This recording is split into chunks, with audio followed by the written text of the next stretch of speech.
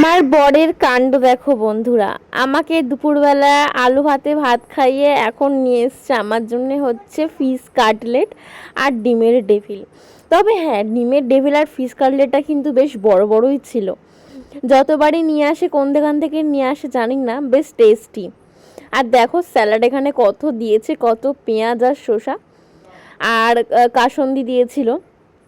তো আমি ভাবছো কি বলছি, বরকে এটাই বলছিলাম যে আমাকে না ভিডিওতে আর ফটোতে ভালো লাগে না। সত্যিই তাই, জানো তো। একজনকে দেখেছি ফটোতে কি সুন্দর দেখতে লাগে, ভিডিওতে কি সুন্দর দেখতে লাগে। আমাকে আবার উল্টো, আমাকে আবার সামনাসামনি যদিও বা একটু ভালো লাগে, আর ফটো আর ভিডিওতে আমাকে একদমই ভালো লাগে না।